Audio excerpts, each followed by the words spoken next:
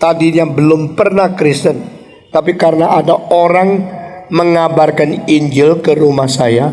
Orang itu orang wanita, orang Kristen yang tua, dan mama saya pernah usir dia, jangan datang lagi, karena saya sudah ada agama Tionghoa sendiri. Saya tidak akan menjadi orang Kristen. Diusir. Kau percaya kau punya, saya percaya saya punya. Orang itu sudah diusir, tidak datang lagi. Tidak lama ada kakak saya yang sakit panas 24 hari. Lalu obat apapun tidak disembuhkan. Dan orang tua itu datang lagi berkata, bolehkah saya coba berdoa untuk kamu supaya anak ini disembuhkan. Akhirnya Tuhan bekerja dan kakak saya sembuh. Dan mama saya mulai ke gereja.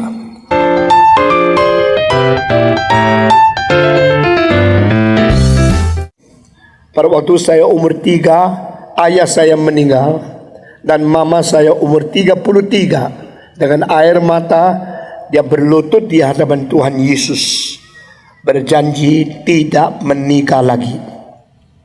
Mama saya cantik loh. Itu sebab saya juga lumayan kan.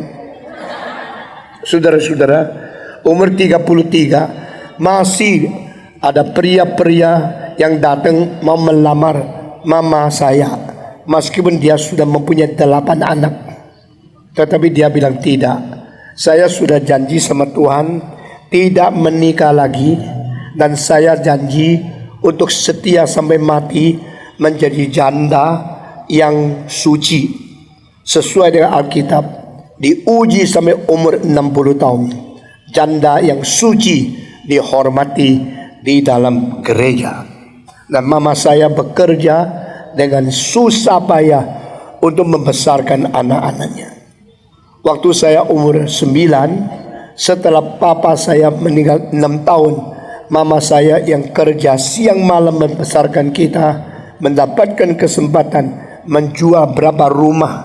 Papa saya mempunyai 24 rumah besar dan dari batu 3 susun. Sebenarnya orang kaya, tapi pada waktu dia meninggal, mama saya ditinggal dengan tidak bisa jual satu rumah.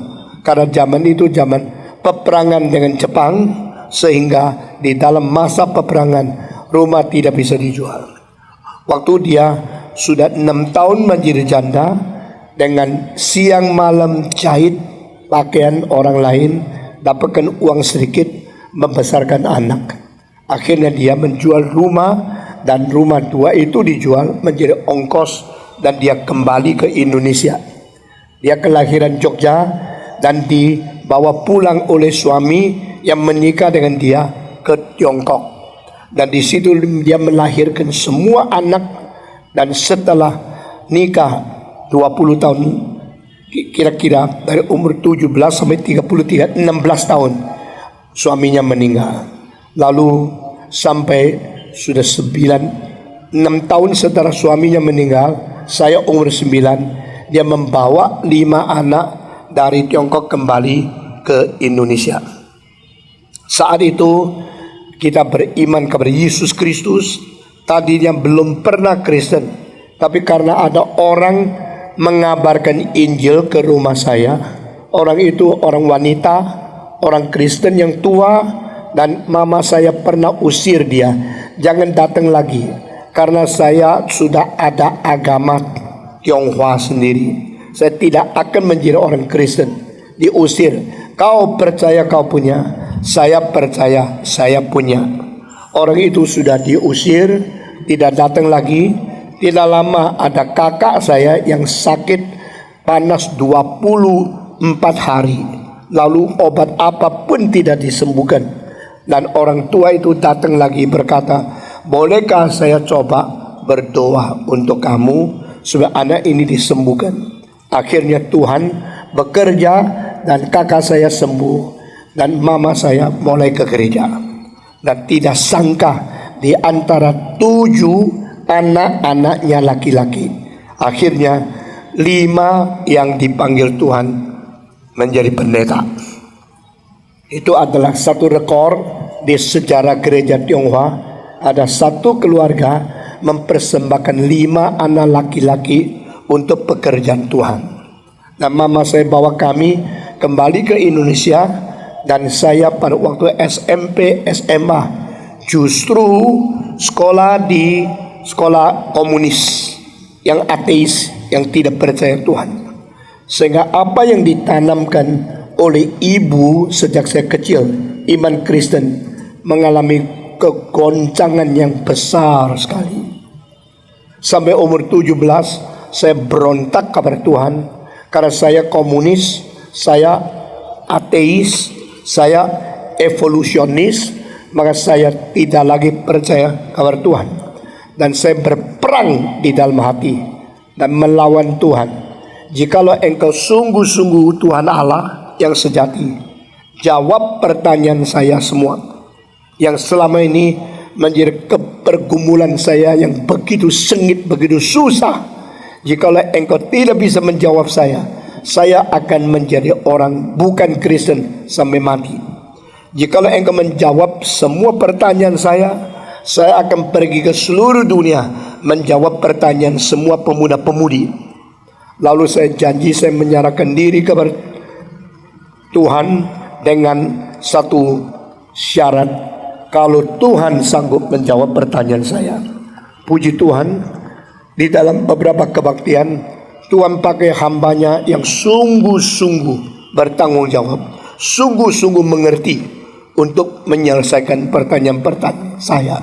Itu sebab saya menyerahkan diri dan dipanggil Tuhan ke seluruh dunia menjawab pertanyaan-pertanyaan pemuda-pemudi yang imannya digoncangkan oleh filsafat, oleh evolusi, oleh komunisme, oleh eksistensialisme, oleh ateisme, oleh dialektikal materialisme. Saudara-saudara, sehingga pada saat waktu Tuhan sudah tiba, tempat-tempat yang memerlukan khotbah saya memanggil saya. Dan saya sudah keliling dunia berpuluh-puluh kali. Sudah pergi ke Amerika mengabari Injil di kota Sam itu lebih daripada 97 kali keliling dunia. Dan selama 53 tahun setengah saya melayani Tuhan, saya sudah berkhotbah lebih dari 32.000 kali dan mencapai pendengar lebih daripada 30 juta manusia. Saudara-saudara, hanya di kota-kota di Amerika saja saya sudah pernah keliling lebih 100 kota.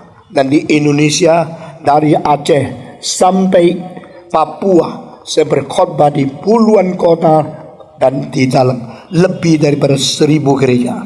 Tuhan memimpin sampai saya sekarang sudah tua, dan saya melihat murid-murid saya mulai mengikut langkah saya mengabarkan Injil. Dan di mana saya pergi, selain saya mengabarkan Injil, memberitakan Kristus, menjelaskan siapakah juru selamat yang sejati, saya juga menantang manusia. Maukah engkau sama-sama melayani Tuhan? Maukah engkau menyerahkan diri menjadi hamba Tuhan? Banyak pemuda-pemudi selesai SMA mulai cari pekerjaan, selesai universitas cari pekerjaan yang gajinya besar.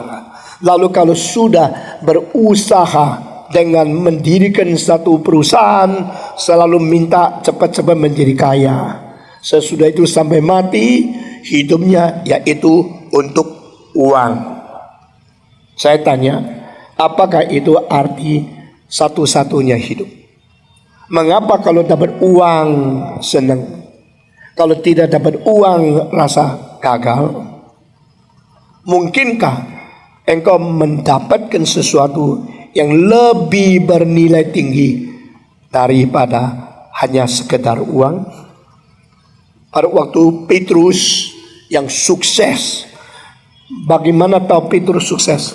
Karena waktu dia ke Yerusalem, dia diizinkan bawa peso. Orang Galili datang ke Yerusalem kecuali dia ketua dari masyarakat atau ada pimpinan yang penting, diberikan izin oleh orang Romawi boleh pegang peso, yang lain tidak bisa. Saudara-saudara, dan Petrus waktu Yesus berkata, juallah pakaian, belilah peso. Dia bilang, di sini ada 2 peso. Yesus mengatakan, cukup, karena Tuhan perjuangannya bukan dengan senjata, tapi dengan kuasa Roh Kudus.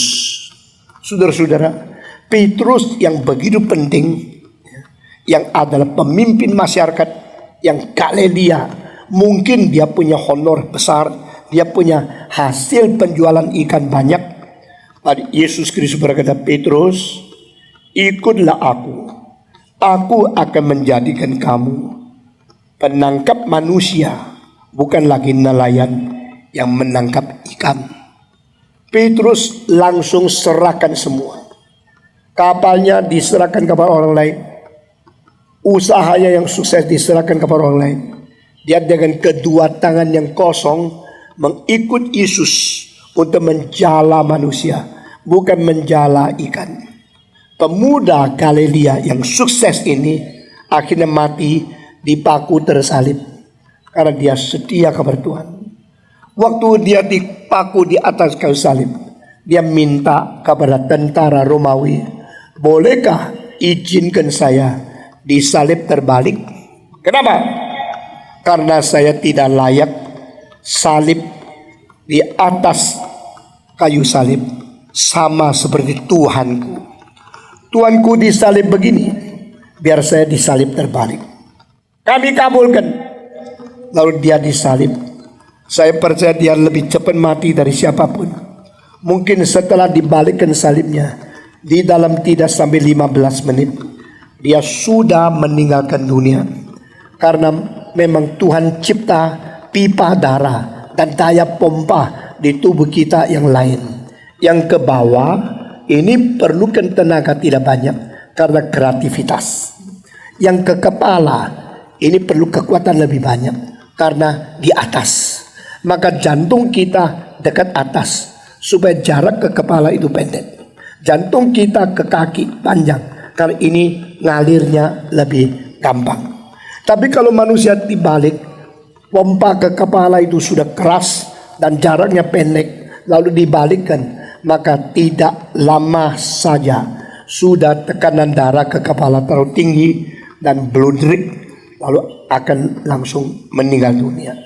Petrus meninggal dunia pada waktu dia kira-kira umurnya 60 sampai 70 pada tahun Masehi 68. Waktu Petrus mati, mungkin sejangka waktu dengan Paulus dipaku salib terbalik dan Paulus dipenggal kepala. Kenapa sama-sama rasul, satu mati tersalib, satu dipenggal kepala? Karena menyalibkan orang itu adalah penghinaan kepada bangsa kafir. Menyalibkan orang itu adalah siksaan kepada orang yang remeh. Sedangkan orang Romawi, bagaimana berontak, bagaimana besar dosanya, maka menjadi perampok, membunuh dan membakar, tidak boleh disalibkan. Karena dia adalah bangsa Romawi yang harus direspek. Bangsa Romawi yang lebih mempunyai kekuatan dan mempunyai kehormatan dari segala bangsa. Itu sebab Paulus adalah seorang Romawi, mereka tidak mungkin menyalibkan dia, maka dipenggal kepala supaya langsung mati. Tapi Petrus digantung.